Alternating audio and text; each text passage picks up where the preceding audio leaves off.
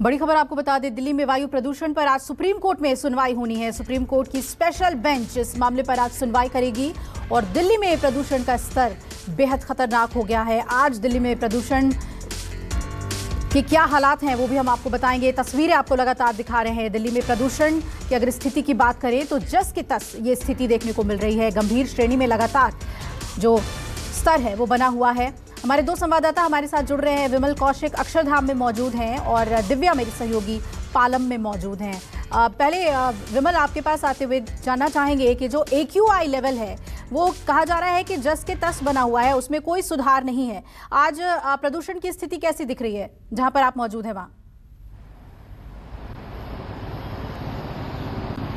देखिए, AQI level की अगर बात करें तो आज हालात कल से भी बदतर हैं, बेहतर नहीं, क्योंकि आज की जो कंडीशन है, अगर अभी की प्रेजेंट की बात करूं, मैं इस वक्त अक्षरधाम के पास हूं। आप यहां पर देख सकते हैं किस तरीके से सफेद चादर जो है वो पूरे आसमान पर यहां पर छाई हुई है। ये जहरीला धुआं है जो पिछले एक हफ्ते से ज्यादा समय से लोगों की सांसों में घुल रहा है। और एक्यूआई लेवल की बात करूं तो आज यहां पर जो है वो सीवियर कैटेगरी से निकलकर हैजार्डस कैटेगरी में, यानी कि 500 से पार हो चुका है।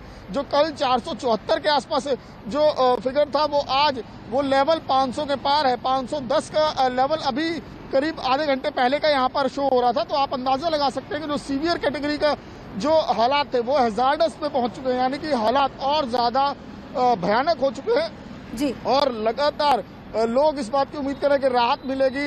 कदम भी उठाए जा रहे हैं सरकार की तरफ से, लेकिन राहत के बजाय और हालात बदतर होते जा रहे हैं। कंडीशन और ज्यादा वर्स्ट होती जा रही है। लोगों को दिक्कतें आनी शुरू हो गई है। लगातार आंखों में जलन, लगातार इस हवा के संपर्क में रहने से आंखों में जलन, गले में खराश जैसी दिक्कतें तो आम हो गई है। और लेकिन सबसे ज्यादा दिक्कत उन लोगों को है जिनकी पहले से ही तबीयत खराब रहती है या फिर उनको सांस की प्रॉब्लम है, उनको बहुत ज्यादा दिक्कतें होने लगी है। हल्की सी सीढ़ियां चढ़ते हुए भी उनका एकदम से सांस चढ़ जाता है। बहुत सारी दिक्कतें अब लोगों को धीरे धीरे करके फेस आने लगी है। बिल्कुल विमल, आपके पास लौटती हूँ और पालम का भी हाल जान लेते हैं। कहा जा रहा है कि विजिबिलिटी जीरो है इस प्रदूषण की वजह से। दिव्या, पालम में क्या स्थिति है प्रदूषण को लेकर? क्या ट्रैफिक पे इसका पूरा असर देखने को मिल रहा है?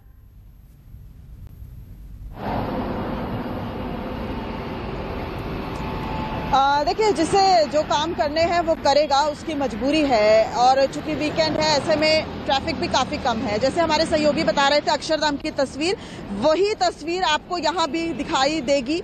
पूरी जो सफेद चादर है वो आपको यहाँ पर दिखाई देगी। और सबसे बड़ी बात कि मामला कितना गंभीर है ये इस बात से अंदाजा लगाया जा सकता है कि ये मामला अब सुप्रीम कोर्ट तक पहुंच चुका है। हर साल ऐसा होता है कि सुप्रीम कोर्ट सरकार को फटकार लगाती है और उसके बाद सरकार की तरफ से कोई ना कोई आनन फानन में आदेश आते हैं और फिर जो है कोई ना कोई एहतियात बरती जाती है। समझने की बात यह है कि जब लोग इतने परेशान हैं, हम आपको वास्तविक स्थिति दिखा रहे हैं, हम यहाँ पर खड़े हैं, महसूस कर पा रहे हैं, तो क्यों आखिर सरकारें कोई कदम नहीं उठाती? ऑड इवन जैसी चीजें या फिर निर्माणाधीन कार्य पर रोक, इस तरह के जो एहतियात है वो क्यों नहीं बरते जाते? और सबसे बड़ी बात, जो मेडिकल एक्सपर्ट्स हैं वो यहाँ तक कह रहे हैं कि हवा में अगर प्रदूषण ज्यादा रहेगा तो ऐसे में कोरोना के मामलों में भी बढ़ोतरी हो सकती है, यानी कि दोहरी मार जो है वो लोगों को झेलनी पड़ सकती है। अभी तक कोरोना के मामले थोड़े शांत हैं, वायु प्रदूषण ही तंग कर रहा है, लेकिन अगर हवा में प्रदूषण ज्यादा होता है तो कोरोना के मामले भी बढ़ सकते हैं, फेफड़ों में सूजन तक आ सकती है। तो सोचिए कि हर घर में एक बीमार जो है वो पैदा होने की कगार पे है, लेकिन सरकार और प्रशासन कुछ नहीं कर रही है। ये बात भी बिल्कुल सही है कि हमारी और आपकी भागीदारी भी उतनी इम्पोर्टेंट है। जब हम घर से बाहर निकले तभी निकले जब बहुत ज्यादा जरूरी हो, मास्क लगा के निकले, अवॉइड करें। कल केंद्रीय प्रदूषण कंट्रोल बोर्ड की एक अहम बैठक हुई थी और उन्होंने ये बताया कि वर्क फ्रॉम होम को इस वक्त भी बढ़ावा देने की जरूरत है। जिस तरीके से कोरोना में वर्क फ्रॉम होम किया गया, लोग घरों से कम बाहर निकले, इस वक्त भी वो करने की जरूरत है, जिससे कि सड़कों पर जो वाहन है वो कम रहे और जो प्रदूषण है उसकी मात्रा में कमी हो, क्योंकि ये तमाम फैक्टर जो सवाल आप लगातार उठा रही हैं कि सरकार की तरफ से कवायद क्या हो रही है इस प्रदूषण से निपटने के लिए। विमल, हमने आप लोगों के जरिए कई तस्वीरें अपने दर्शकों को दिखाई जहां पानी का छिड़काव किया जा रहा है या स्मॉग को सक करने की कोशिश, इस तरह की टेक्नोलॉजीज देखने को मिली है। क्या वो कंटिन्यू है और दिल्ली के कई इलाके जो बहुत ज्यादा प्रदूषित हैं वहां पर ये कोशिशें अभी भी देखने को मिल रही है?